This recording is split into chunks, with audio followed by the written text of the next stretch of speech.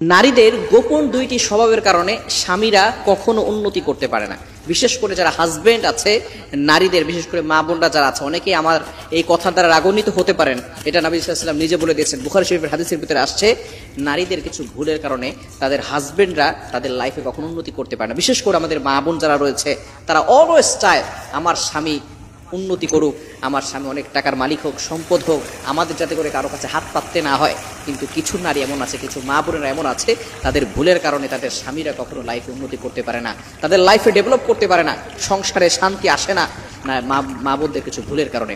Number one, এক number ভুল হচ্ছে যে গোপন ভুলটি মা বোনরা করে থাকে, সেটা হচ্ছে বুখারী শরীফের হাদিস, নবী সাল্লাল্লাহু আলাইহি ওয়াসাল্লাম নিজে বলে দিয়েছেন, সেটা হচ্ছে নারীরা অকৃতজ্ঞ হয়, অর্থাৎ স্বামীর কৃতজ্ঞতা প্রকাশ করে না, স্বামীর শুকরিয়া আদায় করে না।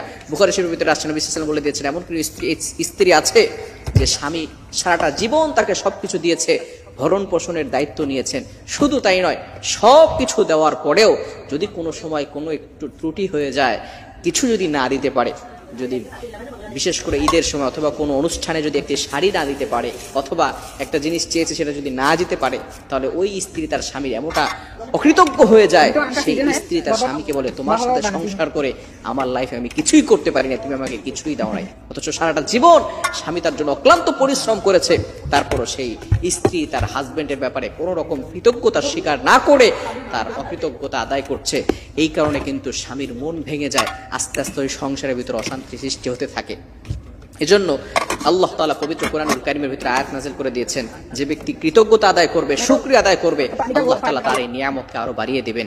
রব্বুল আলামিন নিজেই বলে দিয়েছেন 13 নম্বর পারার 15 নম্বর পৃষ্ঠার 4-5 নম্বর লাইন সূরা ইব্রাহিমের 7 নম্বর আয়াতের একটি অংশে রব্বুল আলামিন বলেন, লা ইন শাকারতুম লা আযীদান্নাকুম ওয়া লা ইন কাফারতুম ইন্না আযাবি লাশাদীদ। আমি আল্লাহ তাআলার যদি কোনো ব্যক্তি নিয়ামতের শুকরিয়া আদায় করে, কৃতজ্ঞতা পোষণ করে, আমি আল্লাহ তার নিয়ামতকে বাড়িয়ে দেই। আর কোনো ব্যক্তি যদি আমার নিয়ামতের শুকরিয়া আদায় না করে, তাহলে আমি আল্লাহ তার নিয়ামতকে ছিনিয়ে নেই, আর তার জন্য রেখেছি ইন্না আযাবি লাশাদীদ, খুবই ভয়ঙ্কর আযাব তার জন্য অপেক্ষা করছে। এজন্য স্ত্রীদের নাম্বার ওয়ান, এক নাম্বার যে স্বভাবটা চেঞ্জ করতে হবে, স্বামীর অকৃতজ্ঞতা আদায় করা যাবে না। কারণ আল্লাহ মেশকুরিন নাস, যে ব্যক্তি মানুষের কৃতজ্ঞতা আদায় করতে জানে না, সে আল্লাহর কৃতজ্ঞতা আদায় করে না। এজন্য অবশ্যই স্বামীকে সবসময় সাপোর্ট করতে হবে। স্বামীকে কোনো কথা বলে তুচ্ছ তাচ্ছিল্য করা যাবে না। তুমি কত টাকা ইনকাম করো, কিভাবে, অনেক স্ত্রী এমন রয়েছে ক্রিটিসাইজ করে স্বামীকে নিয়ে, এমন ভাবে কথা বলে যে তোমার সংসারে এসে আমার সবকিছু শেষ হয়ে গিয়েছে, আমার বাবার এই আছে, আমার ভাইয়ের এই আছে, সেই আছে, সবকিছু বলে স্বামীকে ক্রিটিসাইজ করে, তুচ্ছ তাচ্ছিল্য করে। খবরদার, এটা করা যাবে না।